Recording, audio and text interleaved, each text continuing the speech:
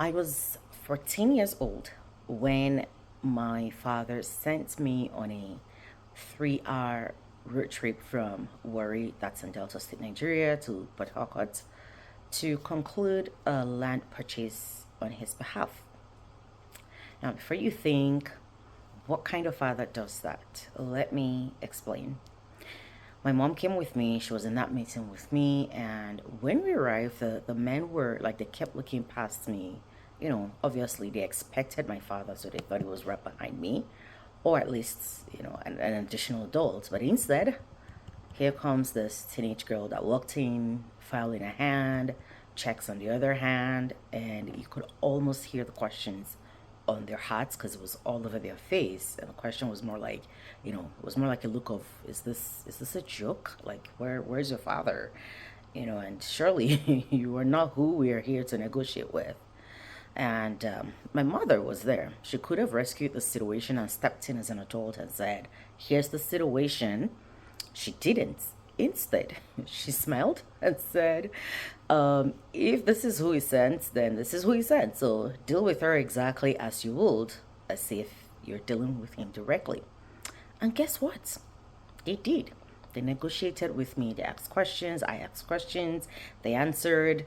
I got my answers. We discussed documents. We talked about the land. We talked about where the land is positioned in, the larger pieces of land.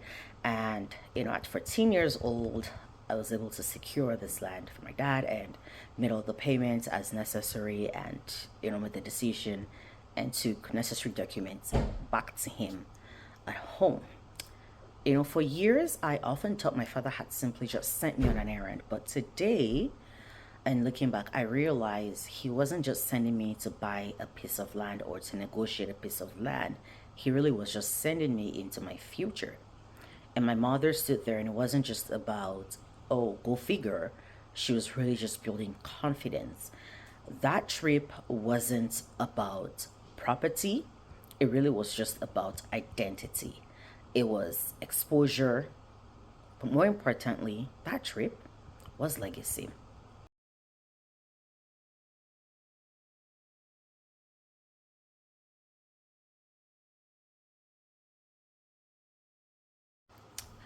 All right, welcome back. My name is Anita Adefi, and I have been going through a series on legacy. And in the last episode, we talked about the elements of a strong legacy, the things that you will need to see in a thing that, in a legacy that really makes it stay. Intentionality, truth, example, relationship, consistency, vision. Those are the ingredients of legacy. And today I want us to answer a different question. And that question is, how do those ingredients actually get from one life to another? Because wisdom that is never transferred dies with its owner. And I have come to believe that legacy obviously is not transferred by accident. It travels through intentional channels. Every parent, every leader, every mentor, every teacher, every pastor, every coach, whether they realize it or not, they are transferring something. We all are. And the only question that remains then is what? What is it that you are transferring? I've really been doing this episode grounding it a lot in scripture. And when you study scriptures carefully, you'll notice something really fascinating, that God is far less interested in simply informing people than he is in actually forming people. Okay, so here's an anchor scripture that has been a key part of this series. Deuteronomy 6 to 7. These commandments that I give you today are to be upon your hearts. Impress them on your children. Talk about them when you sit at home and when you walk along the road and when you lie down and when you get up. Now, notice the language that he uses here. Not teach one Bible study every Sunday or Saturday. No. It says talk, walk, sit, rise. In other words, legacy is actually woven into everyday life and everyday living. And Paul also says this to Timothy in 2 Timothy 2 2. Says, the things you have heard me say, entrust to faithful people who will be able to teach others also. Paul wasn't just raising Timothy, he was raising everyone Timothy would one day influence. And that right there, that is legacy. Legacy always thinks beyond one generation. So, what then are the channels by which we transfer legacy? As I reflected on my own life and with the story that I shared at the beginning, I realized that long before my parents left this world, and for those who may not know, I lost my father at the age of 16, and at the age of 18, I lost my mother.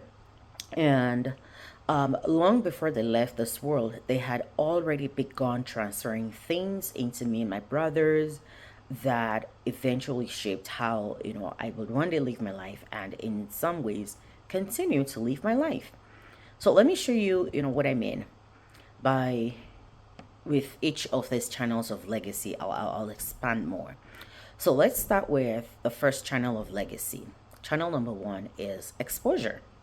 So I deliberately started with, this channel because it is one of the most overlooked forms of legacy. Here's something people don't realize. Exposure actually creates identity. When you think about Jesus, for example, before the disciples ever preached, before they were sent to go cast out demons and heal the sick, they watched. They watched him heal, they watched him pray, so much so at some point they said, teach us how to pray. They watched him lead. They watched him confront justice. They watched him save the poor. They watched him withdraw to go have, quiet, intimate time with God.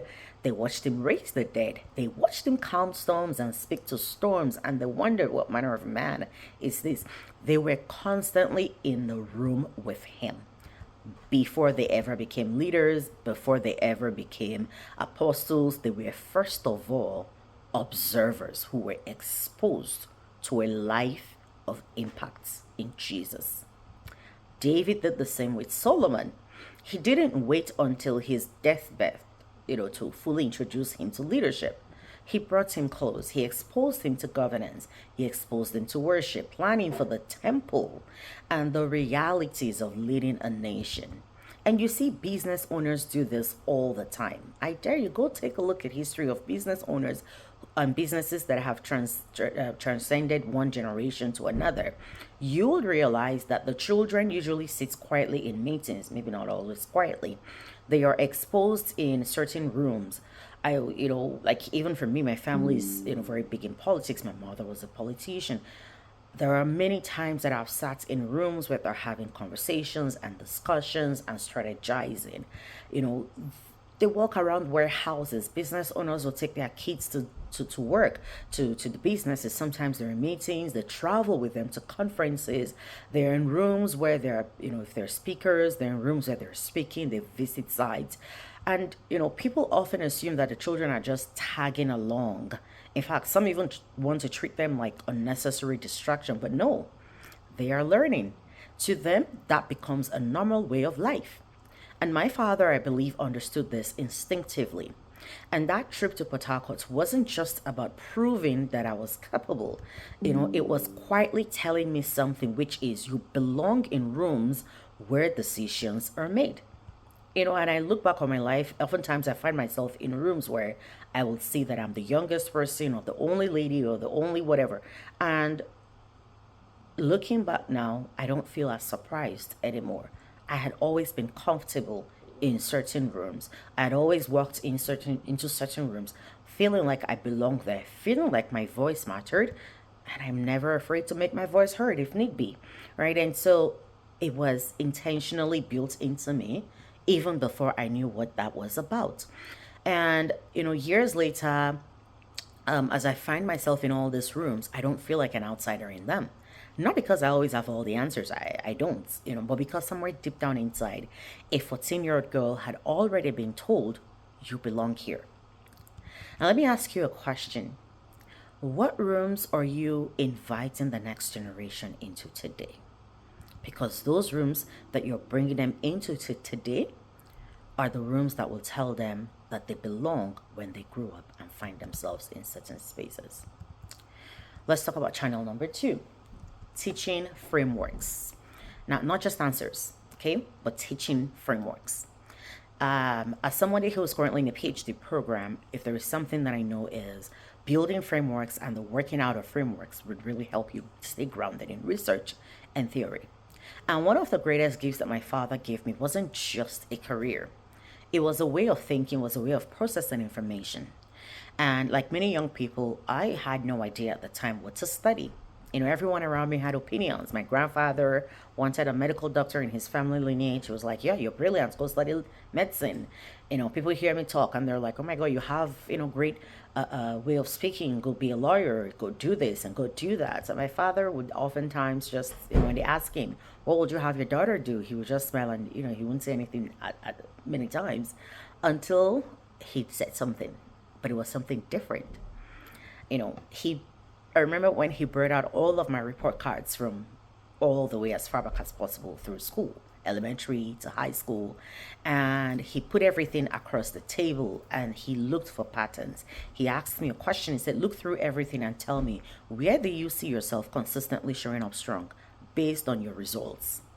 We read through together, from all the different stuff, and he'll tell me, read through it, look at it, and to discover. He didn't try to choose my future for me.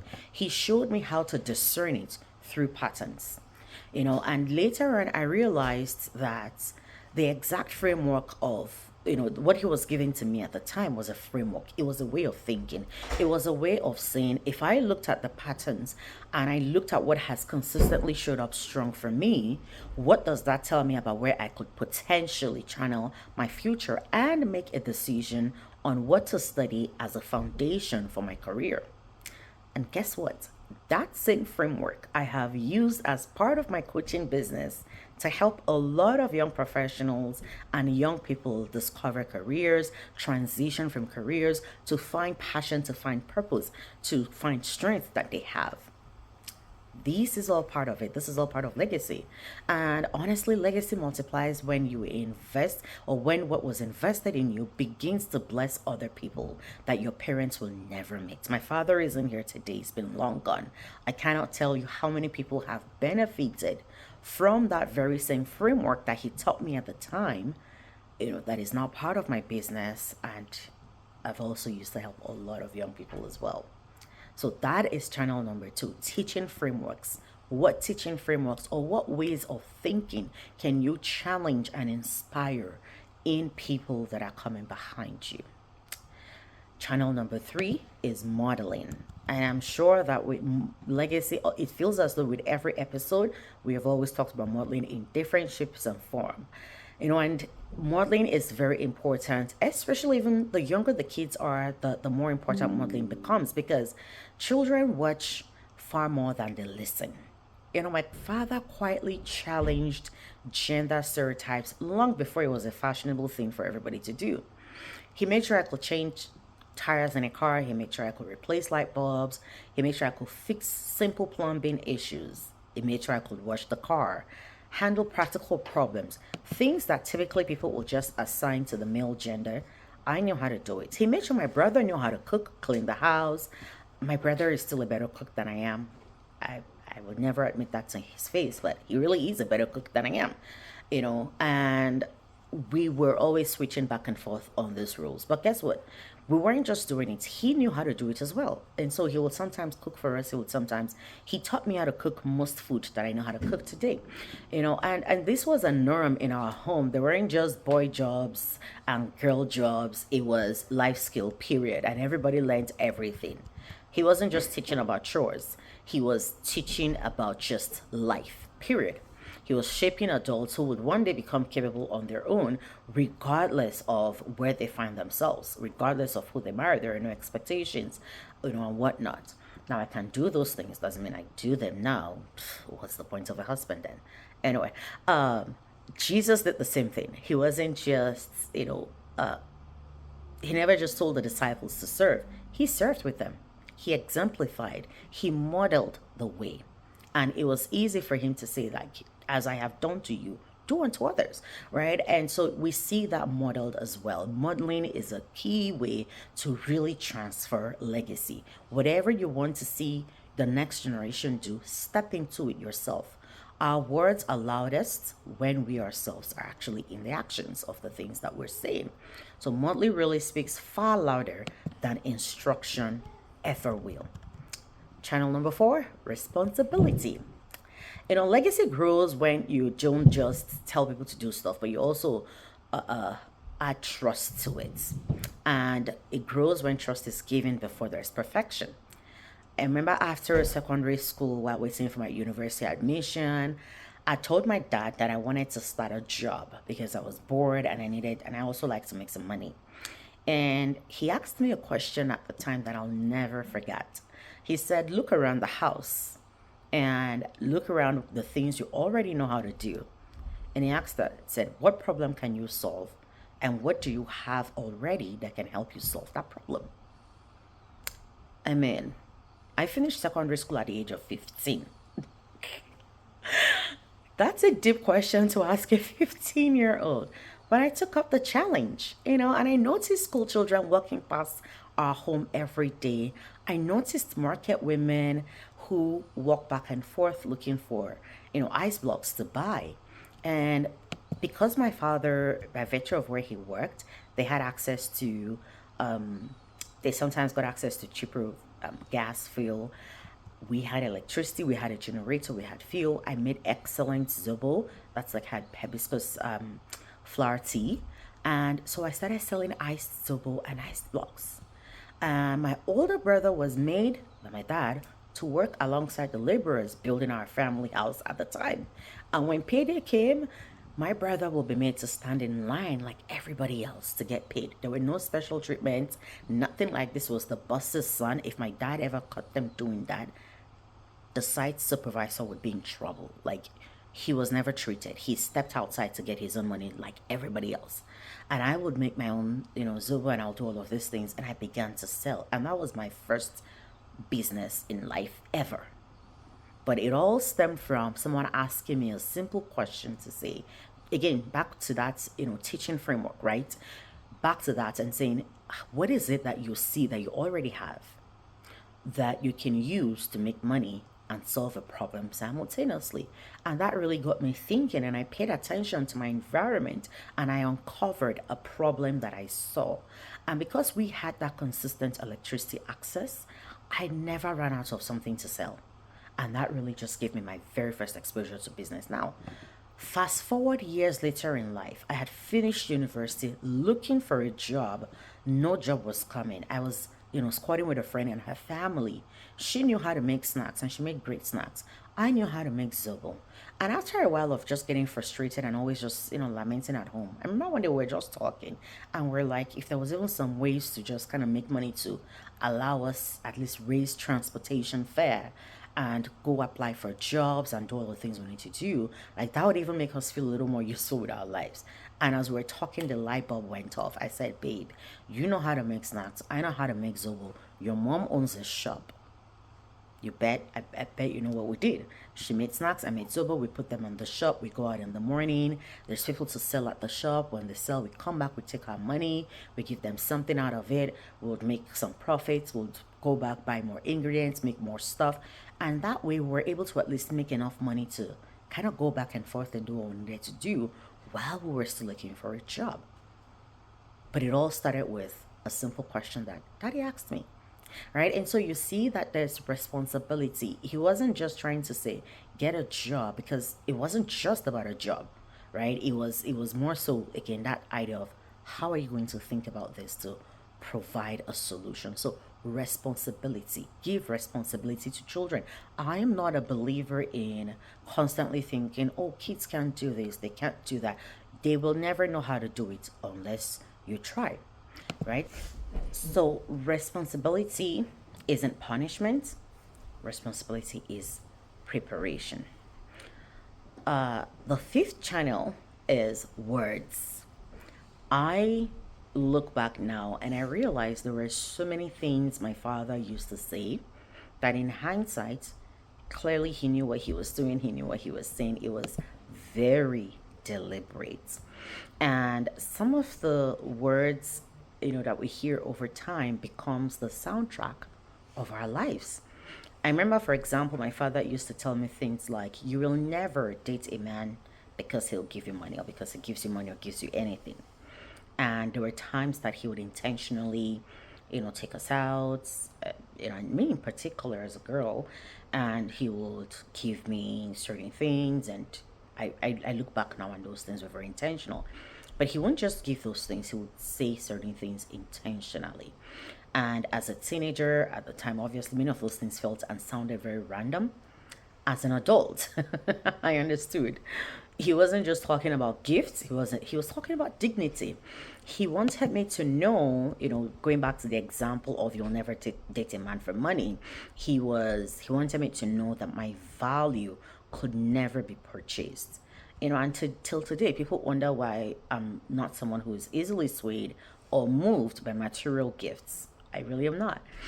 All right, because that conviction wasn't developed overnight. It was planted, it was intentionally spoken into me. It was. And that right there in itself is legacy, the things you're saying to your children. Again, I go back to the example of Jesus. You would see that there were many things he would say to his disciples. There were conversations he would have with the disciples away from the crowd. They were very intentional. There were things he would tell them. These works that I do, you can do also, and even greater works than these. There were things he would say to them to also prepare them about the realities that were about to hit them when he left, so that they're not shocked by, because it's not always going to be the good, fluffy things of life. I remember even for my father, it became apparent to him in the last 3 years of his life that he was going to die, I believe. And I remember he would always say, I'm doing this because I want you guys to be prepared for when I am gone. I want you to be prepared. I want you to be able to hold your own. And so by the time he eventually died and certain things started coming at us, guess what? My brother and I will see, my older brother and I, especially at the time, and we'll say, remember, he used to say this. And that right there will just give us, either a way of learning how to protect yourself from certain things that were coming at you, or knowing how to have certain conversations. Like we just, it was almost as safe, yeah. We were made for this moment. We were made for this moment, right? And so that really became something that anchored us at the time. A lot of things that were said that we could fall back on and pull up in life later on. So, what words are you saying to those that are coming behind you? Words of affirmation, words of preparation, words of identity, helping them know and recognize this is who you are. Words of encouragement, words of strength. What words are you saying to those that are coming behind you, to those that are around you? You are planting a seed. One day you will not be here, but that word that you have spoken will yield a fruit. It will yield a result in the lives of those around you. The question is, what fruits will that be? What's your words? Now, I want to quickly piggyback to exposure and add on. Part of exposure is reading, is traveling.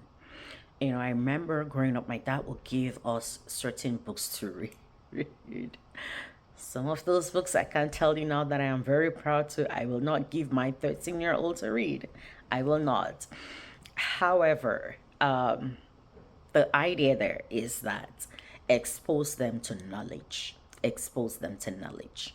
Exposure isn't just about that, they're in the room with you and seeing certain things, but you can intentionally expose them to knowledge by giving them access to certain things to learn, to read, to understand, certain skill sets to build. And for me, I look back and I look at the kinds of, even down to the types of novels my father would give me to read. I look back now and I realize that they were very intentional. And it was no mistake that when it came to subjects like literature, I really excelled, because the kinds of books and I'd read even long before I got to those classes to read them. Like it was really exceptional. So books and reading and exposure to knowledge is very vital. And I remember the other thing too that I really got exposed to was travel. Now at the time I didn't travel out of the country a lot, but I traveled around the country a lot. And oftentimes by myself as a child. I've been traveling alone as a child for as long as I can remember. When I was 14, obviously wasn't the only time I traveled alone. In fact, the reason I could be sent on that journey alone was because I had been traveling alone and even longer distances long before then. And mind you, there were no cell phones at this time. They had a system. Take you to the park, they hand you over to the driver, and then they get like the phone number of the company, the plate license number, and then you get onto the other side. Someone is waiting for you. They kind of calculate how long it will take for you to get there. And then sometimes when I get there, I remember at some point my father, after like once or twice of picking me up from the park, he'll tell me, "I'm sure by now you can figure your way out, right? Yeah, good, great," and I'll find my way home long before I was even 14. So when I was 14, asking me to travel a 3-hour journey to go negotiate a land business was no big deal. The extra was the land business, was the land purchase. The traveling, not a big deal anymore. So exposure. Now today in our world, we try to make sure that part of that exposure is intentional travel. We often tell our kids we're not just vacationing for vacationing's sake. It's exposure. And when we get to those places, there are certain activities we'll do very intentionally because we're giving them that exposure. So channel number 6, which is the last one, and that is faith. Toward the end of my father's life, he said something that forever changed me. He apologized. We had a very beautiful relationship, but we also had a very complicated relationship. And that's a lot of those I talk about in my book, where I write my memoir on some of that experiences that I went through. But he apologized. First of all, he apologized not only for the ways that he hurt me, and this is what shocked me the most at the time, but he realized he had made me question God. And then he said to me, "God exists, find him, and never let go." Now, at the time, I didn't fully understand, and I honestly did not want to. Those were, by the way, his last words ever on the face of this planet. His last words were words spoken to me directly, and those were the last words that he ever said. And in less than 24 hours, he was gone. But at the time, I didn't fully understand. And at the time, I honestly was also very upset about that, because I, I, I, the exposure of spirituality I had was already something he had formed. I went to church. He made us go to church. He didn't go to church. He made us go to church. I went to church. He went somewhere else. I wanted to go where he was going. And with everything he had done, to tell me God exists on your deathbed felt very weird. So I was upset. But 2 years later, I found Christ. And today, every time I teach scripture, or encourage someone's faith, or point people to Jesus, I remember those words. I remember saying, "You've spent your life living your life in a way that made me believe God didn't exist. That made me even question. You even questioned it for me. You taught me how to make the argument on that God does not exist. So how are you then coming back to tell me he does? And I should find him. Man, you should have led me to him," was what I was thinking. But there are many ways that you can still be led back to God as a legacy of faith through, even when you think as a parent you're failed. Sometimes some parents think they're failed. But I remember those words, and I remember thinking, okay, if he thinks God exists, maybe he does. But I thank God that eventually I got it. But one sentence outlived the man who spoke it. Those very words outlived him. Now, as I look back, I realize that whether it's even in like watching my own mother as well, even though I never really spent a lot of time with her, watching her live her life in God, watching her be a woman of prayer and all of that also added and formed who I am today. I remember in one of the episodes talking about how my grandfather would make us memorize scriptures when we were little, and all of those things added to it. So, as you, especially as a Christian, because that's very core to this message of legacy as well, as you think about your faith in God, the question then becomes, how are you transferring them? The faith on its own can be a channel that we use to transfer our legacy. It's a way of thinking, a worldview, a way of understanding the world, and knowledge that you transfer to your children, that you transfer to those around you, right? And so that is one thing to also ask yourself is, am I intentionally passing this on to the next generation? Because if that is what has anchored you in life, then that's what has anchored you in life. All right. So those are the 6 channels that I'm going to touch on for today. But as I look back over my life, I realized something that, as you know, my parents weren't just raising children. They really were transferring ways of thinking. They were transferring ways of seeing. They were transferring ways of responding, ways of living. My father gave me courage. My father gave me purpose. My father gave me adaptability. He gave me confidence, faith. My mother gave me all of that as well, gave me service, justice, education, resilience, advocacy. And yes, I will tell you about my mother one day, because that woman was a powerhouse all on her own. And I'll tell you about that. But in all of this, like, they each had something that they were given. And many times they weren't always just intentionally just sitting you down to say, okay, so here's what it is. No.